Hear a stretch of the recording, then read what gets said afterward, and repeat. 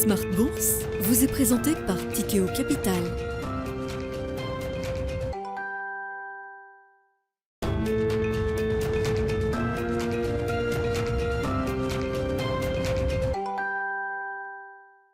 Et c'est reparti pour Smart Bourse, votre double dose quotidienne de marché en direct sur Bismart. Chaque jour à la mi-journée, 12h30, 13h. Et en fin d'après-midi, la grande édition pendant une heure en direct à 17h, rediffusée à 20h sur Bismart TV et à retrouver bien sûr en replay sur bismart.fr et en podcast sur l'ensemble de vos plateformes. Au sommaire de cette édition ce soir, le bilan d'une semaine qui aura été marquée notamment par la décision historique de la Banque Centrale Européenne. On aura l'occasion d'y revenir encore 24 heures après.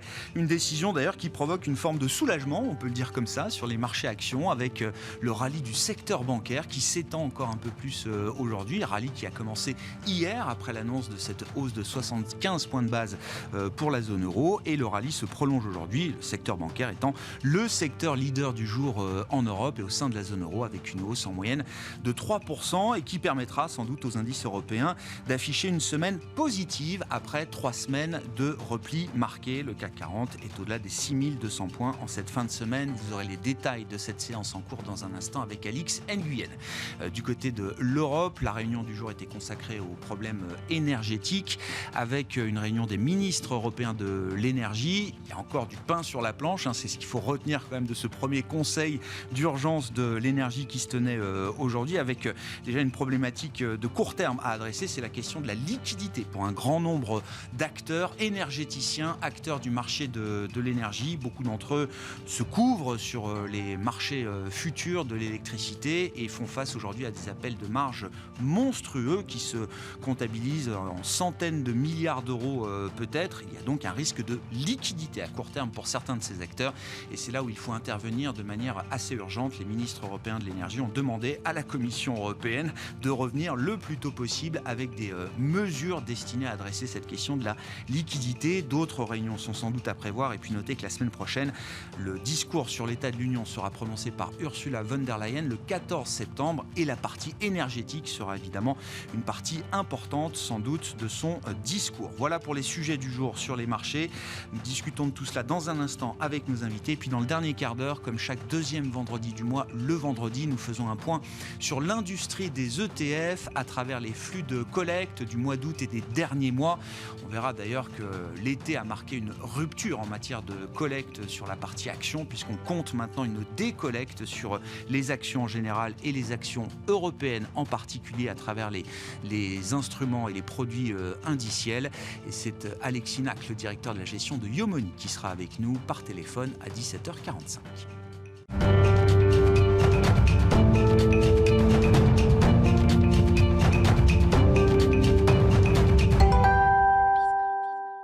Et ces dernières heures de marché ont permis au CAC de terminer la semaine dans le vert avec une performance hebdomadaire positive. Les infos clés, c'est avec vous, Alix Nguyen, et c'est sans doute cette dernière séance de la semaine qui permettra au CAC d'afficher des gains positifs sur l'ensemble de la semaine. Oui, l'indice renoue avec des niveaux inédits depuis la fin août. Le marché semble s'accommoder de la nécessité d'un durcissement de la politique des banques centrales. À noter qu'en raison de la période de deuil national suite au décès d'Elisabeth II, la Banque d'Angleterre a décidé de décaler d'une semaine sa réunion de politique monétaire. Elle aura donc lieu le 22 septembre, soit le lendemain de la réunion de la Fed. Et puis sur le marché des changes, dans le siège de la réunion de la Banque Centrale Européenne hier, l'euro ne s'est pas plus déprécié, il se stabilise au-delà de la parité avec le dollar. Oui, le dollar chute de ses sommets et l'euro évolue sur des plus hauts en 3 semaines, après un recul de 11% depuis le début de l'année. Dans ce contexte, les ministres européens de l'énergie sont réunis à Bruxelles pour plancher sur le plan de la Commission européenne dévoilé mercredi. Il vise à alléger la hausse des prix de l'électricité et du gaz. Et puis du côté des valeurs, quels sont les dossiers qui font l'actualité aujourd'hui à Paris, Alix ? ArcelorMittal avance dans le vert alors que les cours du minerai de fer se maintiennent au-dessus des $100 la tonne. soit leur plus forte hausse depuis la fin juillet. On remarque aussi que le groupe minier Eramet bondit. Les deux groupes bénéficient aussi du repli du dollar et du ralentissement surprise de l'inflation en Chine le mois dernier. Et puis le secteur vedette de cette fin de semaine, c'est le secteur bancaire. Oui, les analystes sont positifs sur les banques. Ils commencent à relever leurs prévisions pour le secteur. La hausse des taux de la BCE est envisagée comme une opportunité. Pour chaque resserrement monétaire de 50 points de base, UBS anticipe une amélioration de 7% des profits avant provision. À Paris, BNP Paribas, Crédit Agricole et Société Générale progressent. Et puis on notera du côté américain, séance en cours à Wall Street avec peut-être un peu plus d'optimisme en cette fin de semaine également. Tout à fait, et on retrouve en valeurs moteurs les technologiques et les valeurs de croissance. Parmi les grandes valeurs de croissance américaines, Tesla, Apple, Alphabet et Amazon sont en hausse. Ces deux secteurs profitent d'un regain de confiance des investisseurs après la baisse des dernières semaines. Tendance, mon ami, 2 fois par jour à 12h30 et 17h, les infos clés de marché avec Alix Nguyen dans Smart Bourse sur Bismart.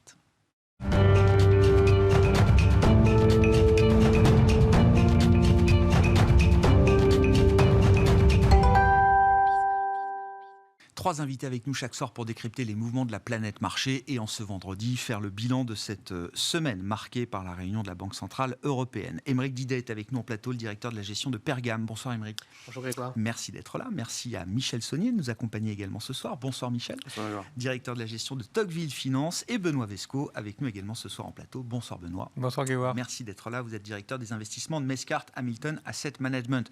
Bilan de la semaine, en commençant d'ailleurs peut-être par l'ambiance de marché de cette fin de semaine, avec un rallye bancaire sur quelques séances, sur 48 heures, qui ne passe pas inaperçu au lendemain d'une décision historique de la Banque Centrale Européenne. Est-ce qu'il faut y voir une forme de soulagement chez les investisseurs actions d'avoir vu la Banque Centrale Européenne délivrer cette hausse de taux de 75 points de base, Benoît? Alors le soulagement, il est surtout du côté, vous l'avez dit, du secteur bancaire, parce que quand on prend les années passées, on est en train de clôturer des années de taux négatifs, ce qui était totalement impensable il y a encore quelques temps, et qui était pour les secteurs bancaires absolument ingérable. Donc enfin, pour le secteur bancaire, on revient dans une normalité qui leur permet de travailler comme leur business model leur permet. Donc ça, je pense que le soulagement sur le secteur bancaire, il est logique, il est bienvenu.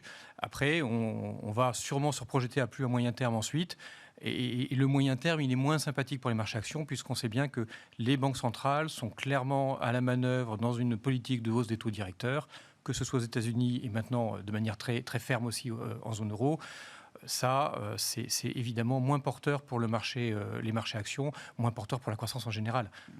Sur les banques, alors c'est un peu passé inaperçu parce que ce sont des mécanismes assez techniques, mais résumé de manière assez simple, la BCE maintient alors un niveau de financement et de refinancement très favorable pour les banques aujourd'hui. Il y a des grandes opérations de refinancement bancaire qui s'appellent TLTRO, qui ont permis aux banques et qui permettent aux banques de sécuriser un coût de liquidité à zéro et voire même négatif encore dans certaines conditions pour plusieurs années parfois.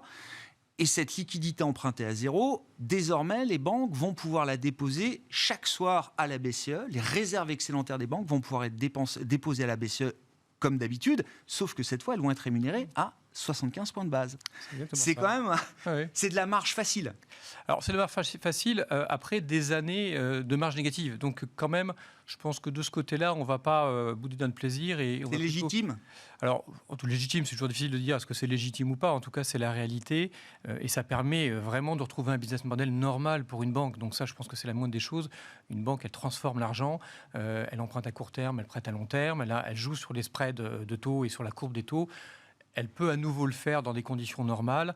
Je crois qu'on peut que le saluer. Après, quand même, des périodes de taux négatifs, de contraintes réglementaires, notamment en zone euro extrêmement dures. Retrouver un peu d'air, je crois que c'est plutôt sain dans une période de conjoncture économique fragile, où on aura toujours besoin du secteur bancaire. Leur donner un peu d'air est plutôt une bonne chose, je pense. Ouais. Vous n'êtes pas choqué à ce stade que la BCE maintienne? Là, encore une fois, quand je dis c'est de la marge facile, c'est même au-delà de leur métier naturel, parce que là, c'est vraiment de la liquidité excédentaire qui va être rémunérée tous les jours à 75 points de base, sans travail, sans effort. Le mécanisme va être révisé, je le précise, ça a été dit par Christine Lagarde hier, confirmé par le gouverneur de la Banque de France ce matin. Sans doute que ce mécanisme sera un peu moins favorable à terme, mais il existe tel quel aujourd'hui. Il existe à très court terme, tant mieux pour le secteur bancaire. Et puis, il faut voir ce à quoi vont faire face les banques à moyen terme. Probablement, et on en reparlera sûrement, un secteur immobilier un peu plus compliqué, une consommation probablement plus sous pression. Donc, ce secteur va devoir faire face à d'autres sujets. Qu'il y ait à court terme un peu d'air qui leur arrive est une bonne chose.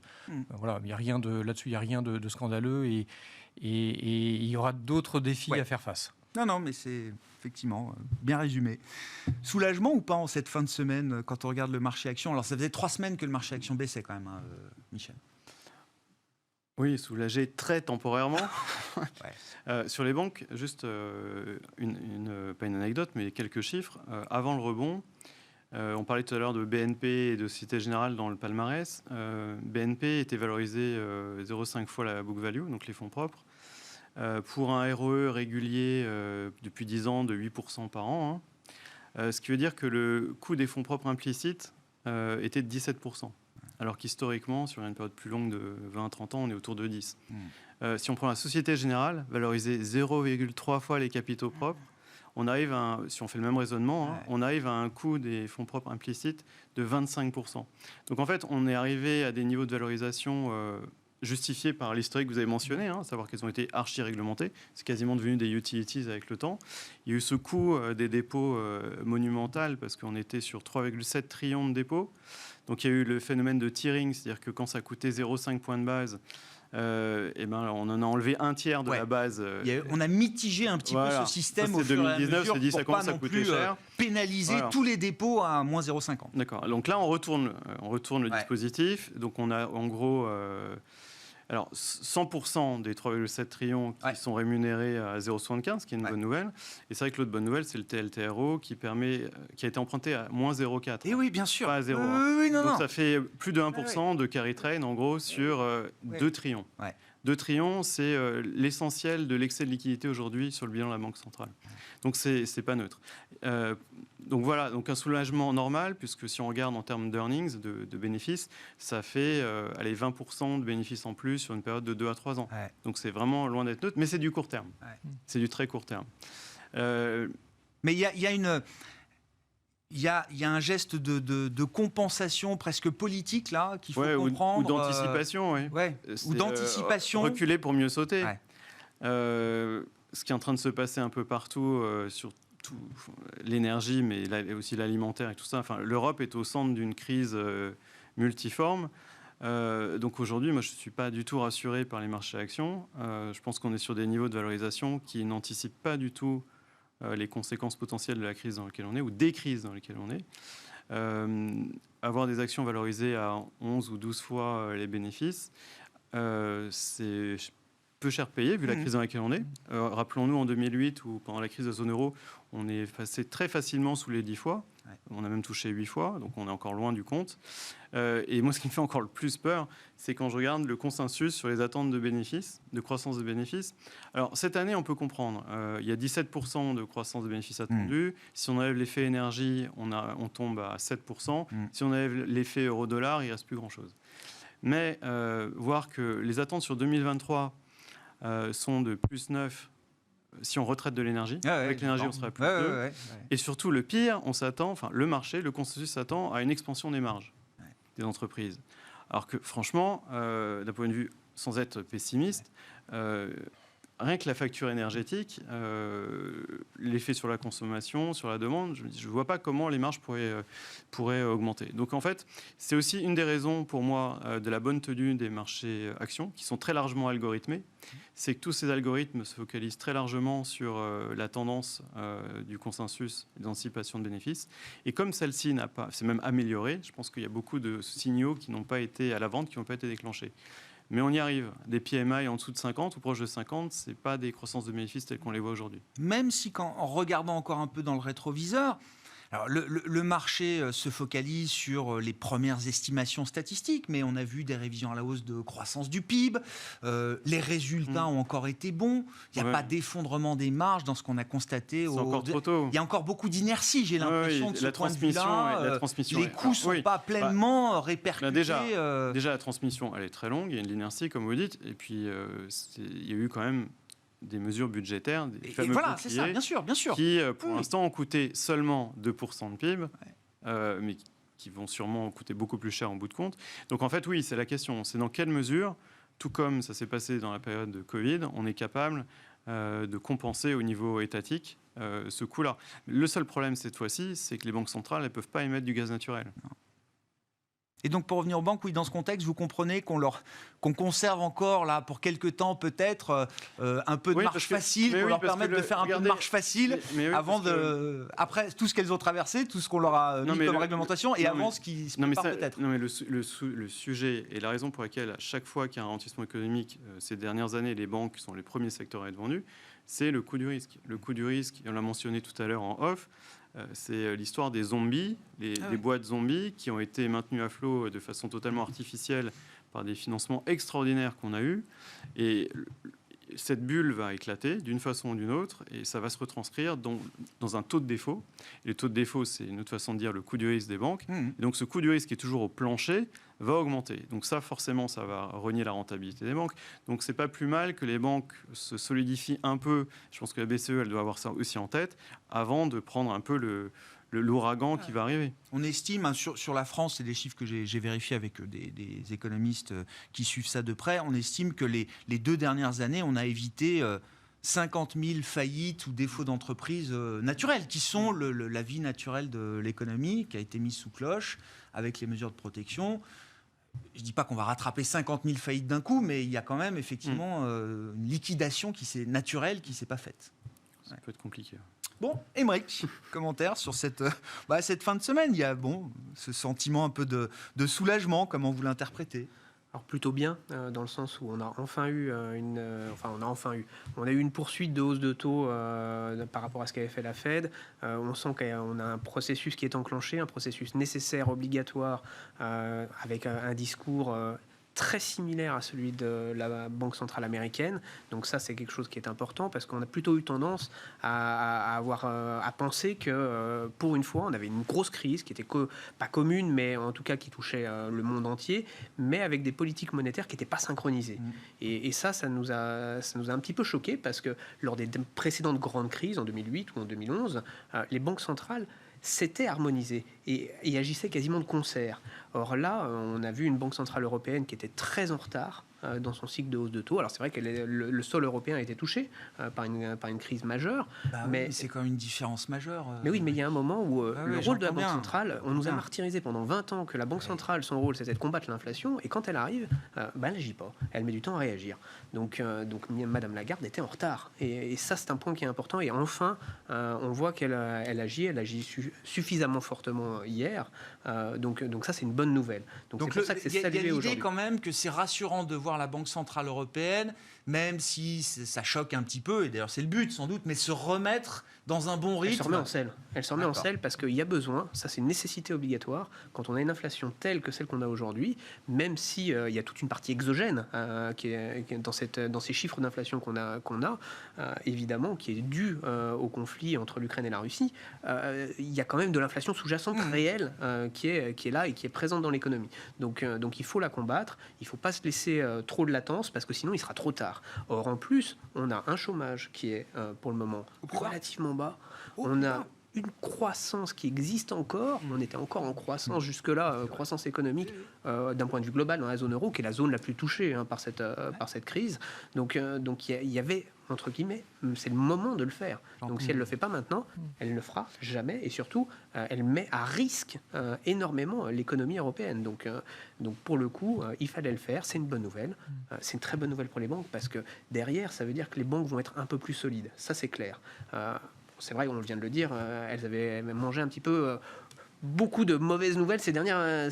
Les taux négatifs ont été très pénalisants. Très pénalisants pour tout le secteur bancaire qui avait eu du mal à performer. Donc, ils nous faisaient des beaux dividendes, ça c'est sûr, mais qui derrière, boursièrement parlant, c'était relativement compliqué. Or, on sait que dans toutes les crises, la volonté claire des banques centrales, c'est d'avoir un canal de transmission de leur politique monétaire qui marche. Parce que si les banques ne sont pas suffisamment capitalisées, n'ont pas les ratios nécessaires, les reins nécessaires en fait, pour pouvoir transmettre les décisions qui viennent de la Banque centrale, c'est-à-dire toutes les décisions monétaires, elles vont aller jusque dans l'économie. Et le canal de transmission obligatoire, c'est les banques.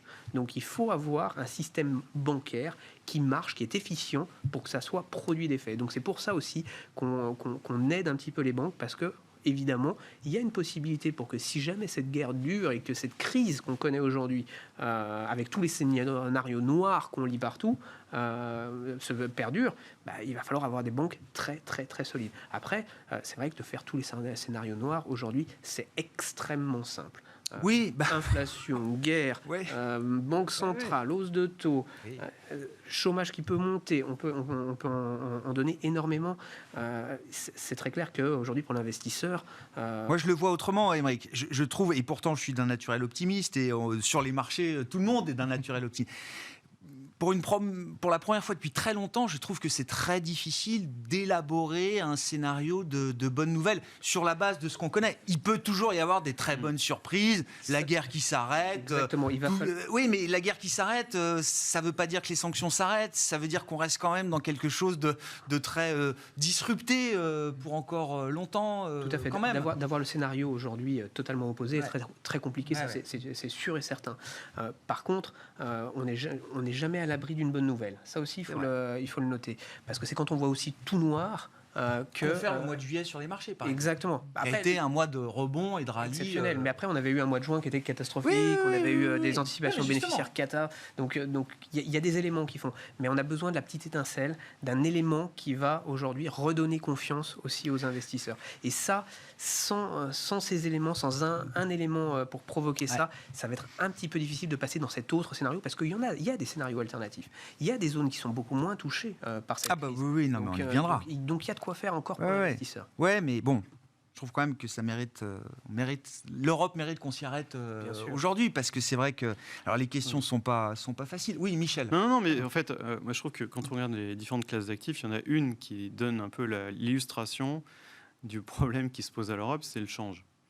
Quand on regarde le comportement de l'euro par rapport au franc suisse, par rapport au dollar, par rapport à tout ce que vous voulez, voilà, l'image elle est là. C'est que l'euro n'a jamais été aussi fragile et faible par rapport au franc suisse, alors que pourtant la Suisse, c'est en plein milieu de l'Europe, donc a priori, ça montre quand même qu'il y a énormément de questions qui se posent sur la pérennité de l'édifice, sur la capacité de l'Europe à sortir encore une fois d'une nouvelle crise. Et puis, je trouve que c'est complètement éloigné. En fait, les actions ont l'air de plus ou moins ignorer ce qui se passe. Le crédit commence à l'intégrer et les devises l'ont bien intégré. Ils sont déjà dedans. Donc, il y a une espèce de maturation. Le marché action n'est pas le marché le meilleur révélateur peut-être de la situation actuelle. Bien sûr. Il est souvent en retard. Bien sûr. Il y a un truc qui me marque, c'est dans le discours de Christine Lagarde hier. C'est la question du policy mix. Encore une fois, si je résume grossièrement, on a pour l'instant une politique budgétaire qui accommode massivement la facture énergétique des ménages, notamment. Alors on nous dit, on va réduire, le bouclier ne va pas rester à ce niveau-là en France, sans doute qu'on en verra peut-être moins de chèques à l'avenir. Mais pour l'instant, on est quand même les vannes grandes ouvertes. Et Christine Lagarde, elle s'est exprimée là-dessus. Il y a en introduction, pas en réponse à une question, elle dit la partie budgétaire, attention, il faut que ces mesures-là soient ciblées et temporaires. Je ne dis pas qu'elle appelle à l'austérité, mais en gros, elle dit quand même aux États, ce que vous êtes en train de faire là, vous ne pouvez pas le faire tous les mois, mois après mois, trimestre après trimestre, parce que non seulement ça va alimenter les pressions inflationnistes, ça va nous obliger à être encore plus durs, et puis surtout, ce que vous n'avez pas compris, c'est qu'on arrête d'accommoder vos déficits. Autant pendant le Covid, on a considéré que c'était un choc exogène qui méritait que la Banque centrale mette au frigo les 10-15 points de PIB de dette supplémentaires que tout le monde a pris en même temps, autant là, c'est plus pareil. Non, et il a raison sur le fond, on va pas, bien sûr. On a sûrement aussi pris des mauvaises habitudes après la pandémie et les taux zéro. C'était facile pour un État d'emprunter et de redistribuer. Et donc ça, je pense que malheureusement, il va falloir en sortir. Bon, ce n'est pas la première présidente de la BCE à dire qu'il faut être plus rigoureux et à ne pas être écouté. Il faut être clair, ça fait même des décennies que les banques centrales, la BCE le dit au gouvernement et qu'elle n'est pas écoutée. Je pense que le meilleur des moyens pour la BCE d'être écoutée, c'est ce qu'elle est en train de faire, c'est de monter les taux. C'est ça. Tout simplement. Choquer un peu le système. Et ça se fera, je dirais malheureusement, naturellement. Quand votre budget et les taux d'intérêt que vous avez payés dans votre budget en fin d'année ne fait que monter, à un moment donné, vous devez être un peu plus rigoureux. Mais ça veut dire qu'elle ne s'arrête pas là à ses 75 points de base alors? Elle l'a dit. Je pense qu'elle l'a dit clairement. Elle ne s'arrête pas là. Elle a encore 2 réunions avant la fin de l'année. Elle ne s'arrêtera pas. Et elle s'arrêtera d'autant moins que la Réserve fédérale américaine ne va pas s'arrêter. Et elle doit aussi courir après la Réserve fédérale américaine pour essayer. On voit bien qu'elle a réussi temporairement à stabiliser l'euro. ça ne va pas suffire. Donc, elle va encore continuer à suivre ce mouvement-là et à le suivre tant que la Fed le fera. Donc là, il y a encore du travail du côté des banques centrales et de la BCE. Il y aura un impact sur la croissance. Tout ça est plutôt sain à moyen terme. C'est douloureux à court terme, mais c'est plutôt sain à moyen terme. Oui, le but étant d'éviter de minimiser la douleur à court terme en agissant durement aujourd'hui et pour pouvoir peut-être... Et on comprend les gouvernements de ce côté-là au niveau social. On comprend que certains gouvernements essayent d'aider. Oui. Bon, il y a des gouvernements, clairement, quand on regarde le Royaume-Uni, qui ne prennent pas cette option-là. Non. Mais il y a des cultures... Enfin, elle a 150 milliards à mettre sur la table. Visiblement, Liz Truss, c'est quand même le... Voilà, il y a voir. quand même un gros paquet qui, semble-t-il, est en train d'arriver. Bon, c'est assez logique. Et c'est un peu leur rôle à court terme. Mais on voit bien que plus les taux seront élevés, plus ce sera difficile pour les États de jouer ce rôle-là. Ouais. Il y a quand même l'idée d'une stratégie de tension, parce que, comme le dit Benoît, la BCE, elle envoie des messages aux États qui ne sont pas toujours suivis des faits. Moi, j'ai un peu l'idée d'un scénario où on va avoir peut-être un bras de fer un peu dur entre des États, des gros États européens et la BCE, d'une certaine manière. Ouais, c'est hyper compliqué. La première question, c'est Burns ou Volcker. Oui. Et les deux, finalement, se valent remis dans leur contexte. La tentation de Burns, c'était de dire, finalement, c'est un phénomène exogène, c'est l'énergie, donc à un moment donné, ça passe. Ouais. Sauf qu'il y a des effets de second tour. Ouais. Donc moi, ma tentation, ce serait de dire la même chose. Finalement, c'est juste lié à l'énergie. Mais en réalité, on voit très bien que ça a des ramifications importantes, l'alimentaire, etc. Et qu'on va avoir forcément un second tour. Et donc, il faut monter les taux. Ouais. Maintenant, il y a une autre donnée qui est plus à moyen-long terme, c'est que si, comme on commence à le penser, on est dans une période de grand renversement, comme disent les anglo-saxons, c'est-à-dire qu'on renverse beaucoup de tendances qui étaient à l'œuvre depuis des décennies. Il paraît évident que capital, travail et énergie seront beaucoup plus chers, durablement plus chers, pour plein de raisons, et que du coup, le taux d'équilibre des banques centrales doit mécaniquement remonter. Ouais. La grosse difficulté, c'est de gérer la transition, comme toujours. En fait, toutes ces transitions-là, qu'elles soient énergétiques ou autres, vont être très douloureuses à court terme.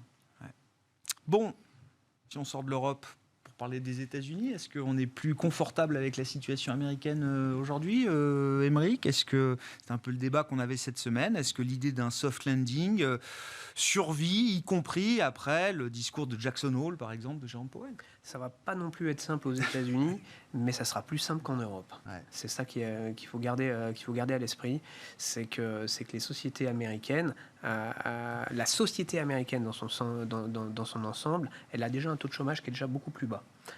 Un taux d'épargne qui a été colossal pendant toute la période Covid. Ils ont mis énormément d'argent de côté, énormément d'argent qui leur permet aujourd'hui de continuer à consommer et de soutenir très fortement l'économie. Il ne faut pas oublier que l'économie américaine, c'est l'économie de la consommation, ça reste une économie de consommation. Et aujourd'hui, on l'a pleinement vu dans les chiffres qu'on a depuis 6 mois aux États-Unis où la consommation tient. La production, les chiffres de production sont bons, les chiffres de croissance du coup tiennent, et ce qui permet de passer toutes ces mesures de hausse de taux. Donc le soft landing, on y croit beaucoup sur l'économie américaine. Ils ont des chiffres de PIB de croissance négative quand même sur Bien sûr, deux trimestres, mais ça reflète pas les tendances que vous observez domestiques. Bien sûr, il y a de l'inflation, il y a ces sujets-là, mais il y a aussi une réponse aujourd'hui classique américaine. C'est-à-dire que la réponse classique, c'est ce qu'on voit passer sur les crédits étudiants. On est capable d'annuler de la dette. On voit ce qu'ils ont fait sur pas mal d'entreprises. Il y a pas mal d'États qui ont aussi commencé à annuler les aides, les lignes de crédit qu'ils avaient données aux entreprises d'aide pendant la période Covid.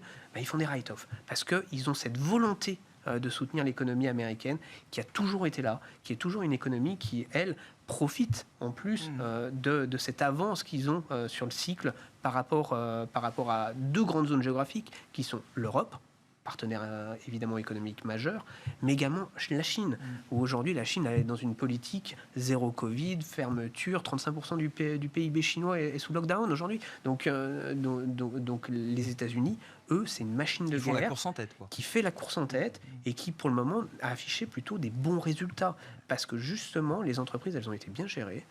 Elles absorbent sans aucun problème pour le moment, pour celles qui n'étaient pas surendettées, qui ne sont pas surendettées avec des liquidités beaucoup trop chères. Évidemment, celles-là, ça va être mis de côté. Et les marchés ont fait cette distinction. C'est déjà fait dans les marchés. On l'a vu sur les 6 premiers mois de l'année, pas mal d'entreprises qui s'étaient surendettées. Celles-là, on les retrouve à moins 70, moins 80 depuis le début de l'année. Par contre, et elles ont une question de viabilité et de refinancement. Par contre, les grandes, elles, qui ont souvent en plus des liquidités excédentaires, elles vont avoir des liquidités qu'elles vont plus pouvoir placer. Donc, certes, elles vont subir l'inflation, elles vont avoir des marges qui sont quand même à risque, mais beaucoup moins que l'Europe. Donc, c'est pour ça qu'on continue de privilégier la zone US. Après, il y a quand même un choc monétaire massif aux États-Unis, dont on n'a pas vu encore le plein impact. Il y a toujours un décalage entre l'annonce d'une hausse de taux et la diffusion de son plein effet dans l'économie réelle. Ce qui réagit le plus aujourd'hui, c'est l'immobilier. Mais c'est peut-être que le début de la réaction, d'une certaine manière. Exactement, on va avoir des effets, c'est évident. Maintenant, c'est encore une fois une économie qui sait repartir très vite et qui sait prendre les mesures. C'est-à-dire qu'elle va être la première à avoir stabilisé ses taux d'intérêt. Parce qu'ils vont continuer, Jérôme Powell l'a dit, à augmenter les taux. Mais il y a un moment donné où ça va se stabiliser. Et derrière, on va avoir les effets. C'est-à-dire que l'inflation va commencer aussi à refluer aux États-Unis. On a vu les premiers chiffres d'inflation commencer à être un tout petit peu, ils restent très élevés, mais revenir un tout petit peu sur les points hauts. Donc aujourd'hui, si sa politique monétaire est bien transmise dans l'économie, on aura peut-être un peu plus de chômage, on aura peut-être un peu moins de croissance encore, mais quelque part c'est peut-être sain et c'est ce qui va permettre à l'économie américaine de continuer à faire la course en tête et malheureusement contre les Européens qui eux vont avoir encore un peu de retard par rapport au cycle. Est-ce qu'il peut réussir là où personne n'a jamais réussi, Jérôme Powell, à faire atterrir une économie américaine en surchauffe, juste comme il faut, sur la tendance, sans trop de dommages collatéraux ? On l'aimerait bien, on aimerait tous ce scénario-là. Il est clairement difficile. Il n'a jamais vraiment été bien réalisé par d'anciens présidents de banque centrale. Et on le voit bien, l'économie américaine, elle est face à un cycle économique plus classique que l'économie européenne, qui, elle, est sur un choc exogène évidemment atypique, plus difficile à gérer. Donc on est dans une surchauffe avec un taux de chômage très bas. Il faut remonter les taux, le taux de chômage va remonter. C'est donc un ralentissement économique comme on en voit d'habitude. Mais il y aura bien un ralentissement économique. Et généralement, les banques centrales, elles ont toujours du mal à savoir où est le taux d'équilibre, ce fameux taux d'équilibre qui n'est pas constant dans le temps, qui évolue à chaque crise, à chaque cycle. Donc, voilà, il y aura forcément des difficultés dans le cycle économique américain. Il faut passer par là. Mais on a moins d'aléas et on a des marges de manœuvre, ou en tout cas on a des éléments qui sont plus maîtrisables que ce qui se passe en zone euro, où on fait face à des éléments exogènes, on l'a dit tout à l'heure, qu'on ne maîtrise pas. Une guerre à nos portes, c'est évidemment très difficilement maîtrisable. Oui, c'est ça. Là, c'est un risque qu'on connaît mieux, qu'on comprend mieux dans la manière, en tout cas, dont il peut se matérialiser. Mais on a une économie qui est très réactive. Quand vous montez les taux, l'immobilier baisse très vite. Les consommateurs commencent très vite à voir l'impact de ces hausses de taux, notamment sur leur épargne, arrêtent de consommer très rapidement. Et quand vous êtes au chômage, vous n'avez pas les aides que vous avez dans les pays européens. Donc tout ça va vite. Alors c'est plutôt sain dans son système parce que, à l'inverse, on vient de le dire, quand vous avez des munitions du côté de la Banque centrale et des taux directeurs qui sont élevés, vous pouvez les rebaisser très vite. Donc vous réagissez à nouveau très vite. Donc tout ça fonctionne bien. Mais là, maintenant, on passe quand même par un cycle économique en baisse et un ralentissement économique, clairement. Bon, Michel, sur la situation américaine on a une déconnexion, un decoupling, comme ils disent, de plus en plus fort entre les États-Unis et l'Europe, pour des raisons qu'on a mentionnées. Déjà, ils ont tout, on n'a rien, si je veux caricaturer. Ils ont une armée, ils ont des ressources naturelles et des voisins à peu près raisonnables, ce que nous n'avons pas. Et ils ont un marché immense, unifié au niveau réglementaire, au niveau normes. Donc eux, ils bénéficient de beaucoup de choses dont on rêverait ici en Europe. Ça se voit dans la décote des actions européennes par rapport aux actions américaines qui a atteint encore un nouveau plus bas historique. On est à 45% à peu près. Non, c'est vrai qu'on est sur des problématiques et des dynamiques et des trajectoires aujourd'hui qui sont très très différentes. Et en conclusion, pour vous trois là-dessus, comment vous caractérisez votre positionnement d'investisseur là aujourd'hui en général, et est-ce que oui, c'est le dollar ou la partie dollar qu'on privilégie dans les actifs qu'on gère ? En fait, il faut tenir compte, comme je mentionnais tout à l'heure, du parcours assez différencié des différentes classes d'actifs. La bonne nouvelle aujourd'hui, c'est quand même qu'on est sorti du TINA. Et le TINA, c'était pas que les actions, c'était surtout tout ce qui était... En fait, on a vraiment une course en environnement taux zéro vers le dernier pourcentage de rendement qu'on pouvait avoir, qui fait que cette bulle, c'est complètement de liquidité portée sur tout ce qui est non coté, notamment. avec des rendements qui étaient complètement faméliques vu les risques qui étaient pris. La bonne nouvelle aujourd'hui, c'est qu'on a des taux qui sont remontés, des rendements par le crédit, que ce soit yield ou investment grade, qui sont maintenant sur des niveaux à nouveau attractifs. Bon, s'il y a une récession, ça va encore s'écarter, mais avoir aujourd'hui un all-in sur high yield autour de 6-7%, c'est quand même pas mal. Ouais. Donc on retrouve là sur la partie taux, par exemple, on va pouvoir refaire plein de choses. Y compris sur du risqué, on retrouve un rendement. Mais là, ça c'est la bonne nouvelle. Ça c'est une bonne nouvelle. C'est qu'en fait, on a à nouveau la capacité de diversifier nos portefeuilles. Ouais. Ça change tout. Donc toutes les techniques de couverture de portefeuille grâce à un coussin obligataire, les fameux CPPI qui avaient complètement disparu, ça peut revenir. Donc c'est pas si noir que ça du point de vue de l'investissement. Du point de vue de l'investisseur, il y a des choses à faire à nouveau. Donc ça c'est bien. Benoît, clairement, sur la partie obligataire, c'est évident. On retrouve des choses intéressantes avec une certaine prudence face au cycle économique qu'on va vivre. Mais retrouver des rendements autour de 7 sur le high yield, c'est intéressant. Retrouver du monétaire positif, c'est quand même assez intéressant. Pour attendre, c'est bien. Voilà, tout simplement, pour pouvoir attendre de manière positive, sans perdre d'argent de manière sûre. Voilà, c'est des éléments qu'on n'avait plus et qui permettent d'avoir un portefeuille peut-être plus équilibré, plus diversifié, là où il fallait prendre des risques pour être, même sur un portefeuille prudent, prendre des risques pour avoir une certaine rémunération. Donc ça y est, on renormalise la gestion de portefeuille, c'est quelque chose d'intéressant. On va probablement pas en voir les bénéfices très vite à court terme, il va falloir un peu de temps, mais c'est bien dans ce monde-là qu'on revient. Et le rendement que vous évoquez, donc le high yield, la dette à haut rendement, donc avec un caractère risqué, plus risqué que la dette investment grade, en l'occurrence, 6-7% de rendement au global, j'entends, sur ce compartiment de marché. C'est suffisant si demain on a une récession en zone euro, si on a une récession aux États-Unis. Il y a une anticipation quand même de risque de défaut dans ce 6-7% qui est quand même déjà assez élevé et qui devrait quand même nous apporter une certaine protection. Alors ça amène quand même à avoir une bonne diversification sur ces portefeuilles-là, toujours parce qu'on sait qu'on va au-devant d'un ralentissement économique. Mais dernier élément, quand vous avez des rendements d'obligations d'État positifs, vous avez encore aussi une autre carte à jouer dans vos portefeuilles, ce qui n'existait plus il y a encore quelques semaines, quelques mois. Donc voilà, tout ça est quand même intéressant à regarder et peut permettre de reconstruire bien des portefeuilles. Émeric, sur la logique d'investissement qui vous guide aujourd'hui. Clairement, on a commencé à réinvestir dans le haut rendement, dans le crédit haut rendement, parce qu'aujourd'hui, on estime qu'il y a deux seuils souvent sur le haut rendement. C'est le seuil des 600 points de base d'écartement de spread de crédit.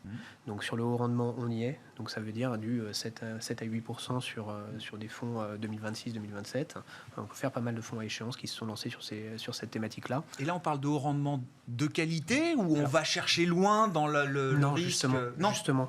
Il y a toujours du risque dans le haut rendement et on aura du défaut. Mais c'est pour ça que je parle de fonds à échéance, parce qu'on a une échéance qui est à peu près connue. Et derrière, on a une centaine de lignes en diversification souvent. Et c'est ça qui est intéressant dans ces fonds-là. Donc on aura sûrement du défaut, mais on est quand même payé pour attendre. Parce que 2026-2027, par exemple, ça veut dire qu'on a aussi le temps de passer la crise. Et ça, enfin j'espère en tout cas. C'est une anticipation qu'on peut avoir. C'est une anticipation sur lesquelles les entreprises, elles ont ces lignes, mais elles devront les refinancer en théorie sur ces échéances-là. Ça peut aussi permettre de passer la crise sur un certain nombre d'entreprises. Donc ça, c'est important. La deuxième, c'est qu'il y a un deuxième niveau, qui est le niveau sur lequel souvent on pourra de nouveau commencer à réinvestir. C'est si on va plus loin dans la récession et plus loin dans le stress. On arrive souvent dans ces points-là, c'est les 1000 points de base de spread de crédit.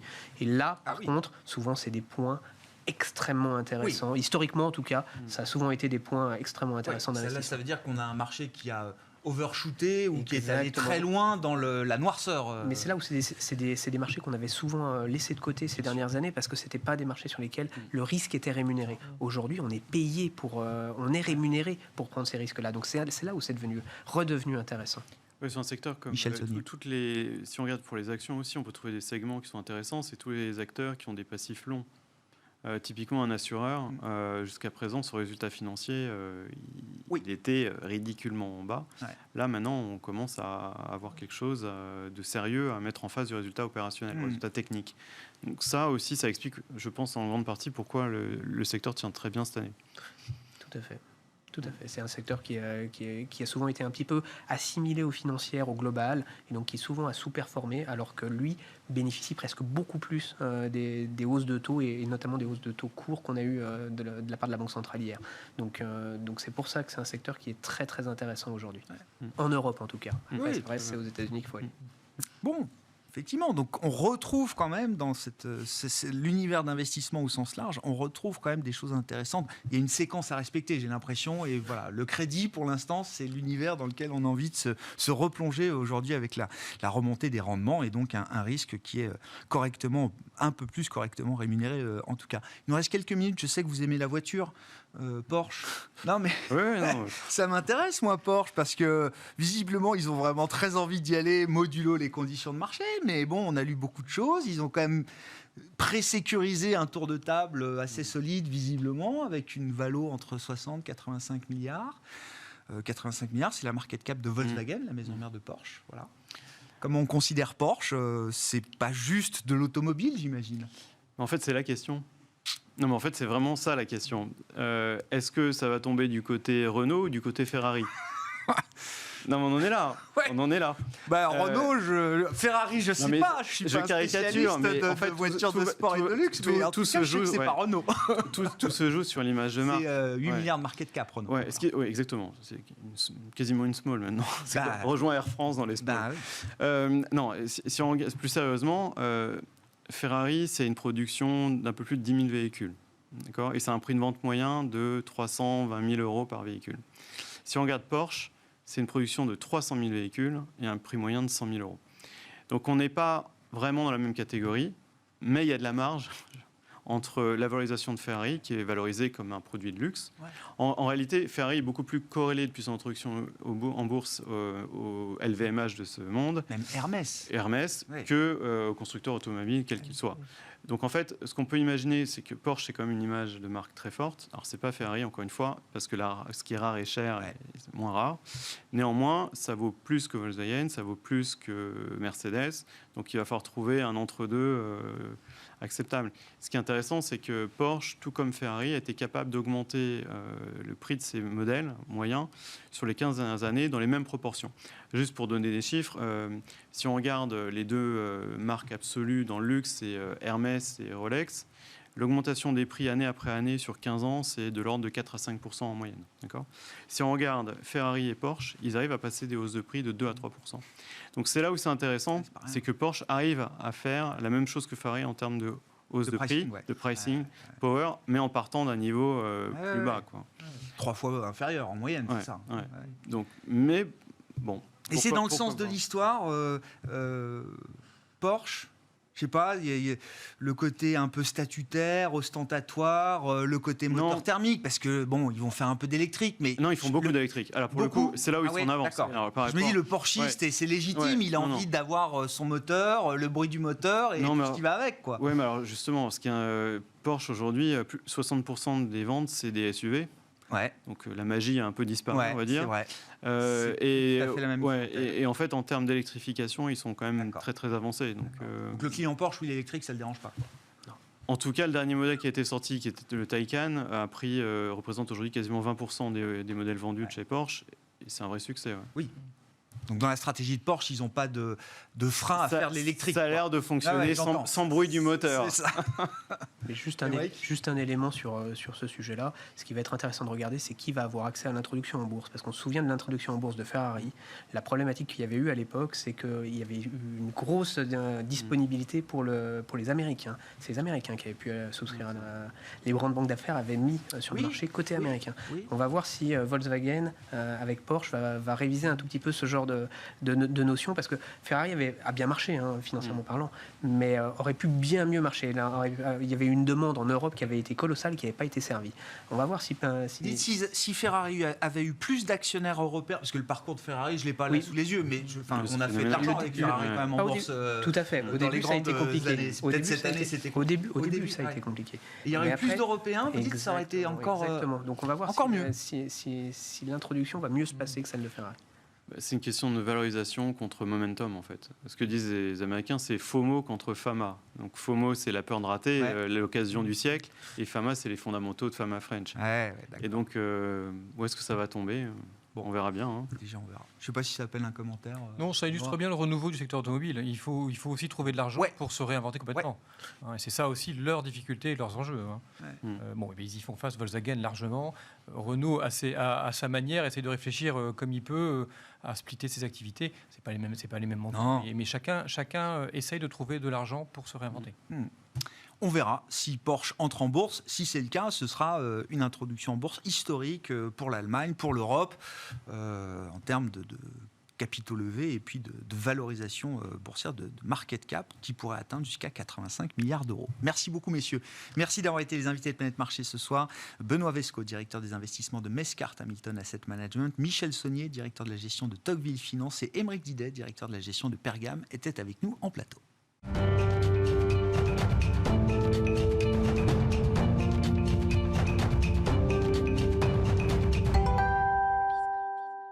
C'est l'heure du dernier quart d'heure de Smart Bourse, le quart d'heure thématique, et c'est l'heure de reprendre également notre observatoire des ETF, plus précisément l'observatoire des ETF que nous apporte chaque mois Yomoni, le deuxième vendredi du mois. Alexis Nac est avec nous par téléphone, le directeur de la gestion de Yomoni, pour revenir sur les dernières nouveautés et les dernières actualités au sein de l'industrie des ETF. Alexis, bonjour et bienvenue.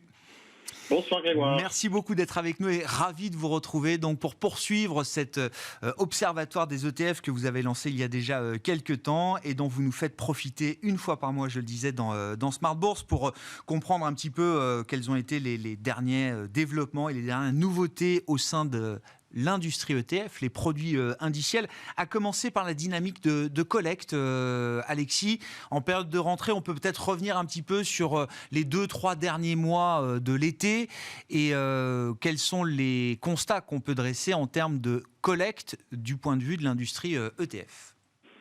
Alors la collecte a été très très compliquée cet été. On était même dans des mouvements de forte décollecte, vu que la gestion indicielle a subi 3 milliards de décollecte au mois de juin, 2,5 milliards en juillet et 800 millions au mois d'août.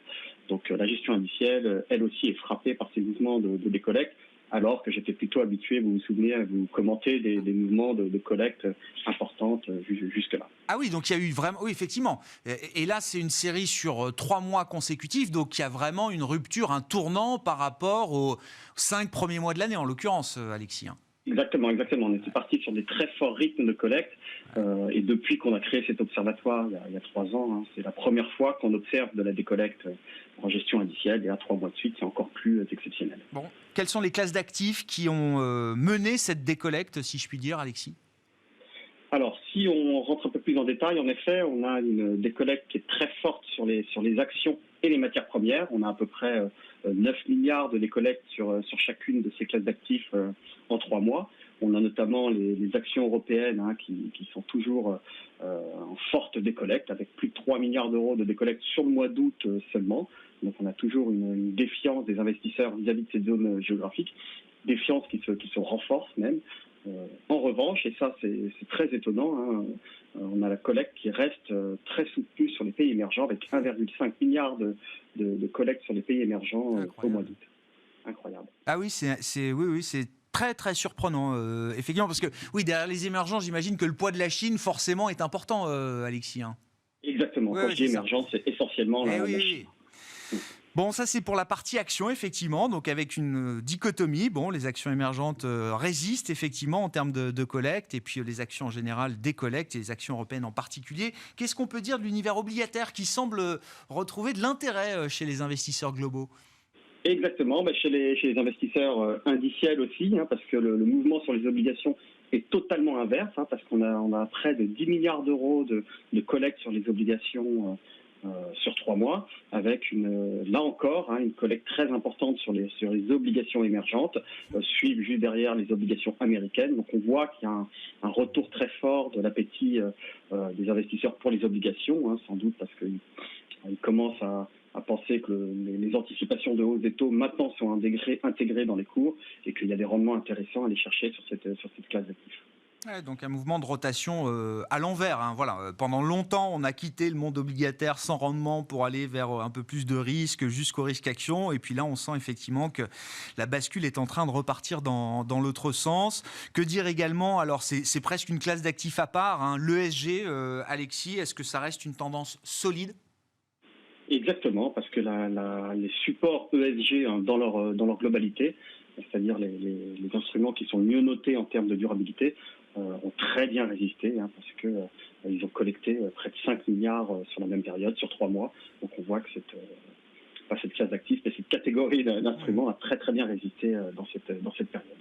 Qu'est-ce qu'on peut dire des grands acteurs de l'industrie ETF, des émetteurs de produits industriels? On fait régulièrement le palmarès, le podium avec vous sur le ou les mois écoulés, si on prend l'été. Alexis, est-ce que ce mouvement de décollecte creuse les écarts entre acteurs émetteurs de produits ETF? Alors tout à fait, hein, parce qu'on a BlackRock hein, qui a lui très bien résisté dans cette période également, hein, parce qu'ils ont continué à capter une très forte collecte, avec notamment 1,5 milliard d'euros de collecte sur le mois d'août seulement, avec notamment, grâce à leur gamme obligataire, si je prends un exemple, l'ETF iShares JP Morgan IM Bond, hein, donc investi en obligations émergentes émises en dollars, a collecté 1,5 milliard à lui seul sur le mois d'août. BlackRock, pour avoir en tête hein, maintenant, détient un tiers des actifs en gestion indicielle en Europe sont détenus par BlackRock. Ah oui. Donc, peloton, un tiers du stock, c'est ça, un tiers, la part de marché, c'est un tiers du stock de produits industriels détenu par BlackRock aujourd'hui sur l'Europe. Hein. Exactement. D'accord. En queue de peloton, on a Amundi et DWS hein, qui ont à l'inverse subi de très fortes décollectes, hein, de 1,5 milliard à peu près chacun sur le seul mois d'août. Amundi reste largement le leader européen après sa fusion avec Lyxor. Et pour vous donner un ordre d'idée, hein, il détient à peine 8% des parts de marché. Donc on a en tête BlackRock avec un tiers du marché, et derrière Amundi avec 8% de parts de marché, qui est maintenant le deuxième acteur en Europe et le premier acteur européen. Oui, qui montre bien d'ailleurs pourquoi le rapprochement Lyxor-Amundi ou Amundi-Lyxor était sans doute nécessaire. À eux deux, en cumulé aujourd'hui, ils sont quand même toujours à moins de 10% de part de marché face au leader mondial et y compris en Europe, BlackRock qui détient donc un tiers du stock de produits industriels en Europe. Justement, en termes de produits, là, quelles sont les nouveautés qui ont pu être lancées ces dernières semaines sur le marché, Alexis ? Alors, on revient sur un rythme très soutenu de lancement d'ETF. Hein. Vous vous souvenez, il y avait eu un petit ralentissement dans les lancements d'ETF en début d'année, premier et deuxième trimestre. Et on revient sur des rythmes très forts de lancement d'ETF avec 25 produits qui ont été lancés en août, qui est d'habitude une période plutôt calme. Toujours essentiellement axés autour des méga-trends du futur et des thématiques environnementales qui sont vraiment les deux thématiques qu'on retrouve. On a par exemple Fidelity qui a lancé une gamme d'ETF autour des thèmes des méga-trends assez classiques que sont les énergies renouvelables, les véhicules électriques, le cloud, le metaverse. Et un autre ETF qui est centré autour d'une thématique qui est un peu moins courante, à savoir la digitalisation du secteur de la santé. Ouais, d'accord. Qu'est-ce qu'on a pu observer d'autre, Alexis ? On a également beaucoup la grande tendance de fond, je dirais, dans les ETF environnementaux. Ce sont les ETF qui répliquent les indices PAB, donc Paris Aligned Benchmark. On voit qu'énormément de produits sont lancés pour répliquer ces indices, voire certains asset managers comme Amundi ou BNP changent leurs indices des ETF qui existants. Donc, soit des changements de benchmark, soit des lancements de produits. Énormément sur ces indices de Paris Aligned Benchmark. Oui, aligné sur les accords de Paris, ça veut dire sur des trajectoires carbone 1.5, c'est ça, Alexis? Exactement, ce sont les indices qui avaient été créés au moment des accords de Paris. Et puis c'est intéressant aussi, dans les nouveaux produits, il y a, je ne sais pas si c'est un nouveau phénomène ou quelle ampleur ça prend aujourd'hui, c'est ce que vous appelez les ETF de gestion active. Exactement, je vous avais parlé de JP Morgan qui avait lancé une gamme d'ETF en gestion active au printemps. Là, cette fois-ci, on a une ETF, un ETF AXA qui a lancé 2 ETF également investis en gestion active, qui font du stock picking sous format ETF. Ils ont choisi 2 thématiques, le climat et la biodiversité. Ce sont des ETF qui sont chargés à 0,70 BP. Donc ça permet à un investisseur d'avoir une gestion active à moindre coût. Très très intéressant effectivement ce phénomène des ETF de gestion active.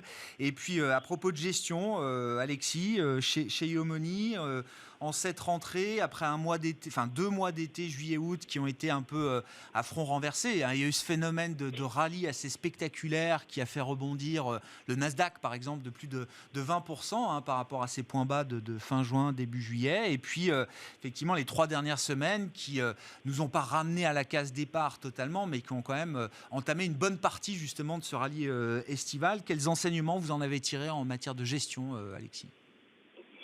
Alors nous, on avait réduit l'exposition aux actions durant l'été avec les risques de récession globale qui ont considérablement augmenté selon nous. On reste sur une position neutre.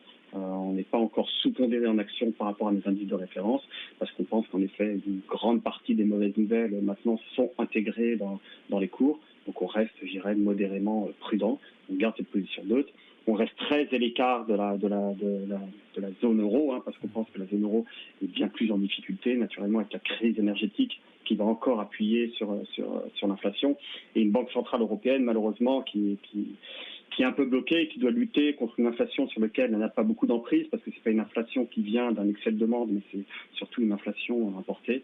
Et donc on pense que la banque centrale européenne est beaucoup plus en difficulté que la Banque centrale américaine pour piloter l'inflation et les risques de récession sont donc beaucoup plus importants sur cette zone géographique. Ouais, une situation beaucoup plus complexe, moins simple en Europe qu'ailleurs et notamment qu'aux États-Unis, et donc des risques d'erreur de politique économique au sens large qui sont plus importants aujourd'hui. Merci beaucoup Alexis. Alexis Nac avec Merci nous donc chaque deuxième vendredi du mois 17h45 pour partager les enseignements de cet observatoire ETF lancé depuis quelques temps maintenant par Yomoni. Un point sur les flux, sur les tendances et sur les nouveautés en termes de produits. Donc une fois par mois dans Smart Bourse sur Bismart. Voilà pour cette émission. Très bon week-end. On se retrouve lundi évidemment en direct à 12h30 sur Bismart.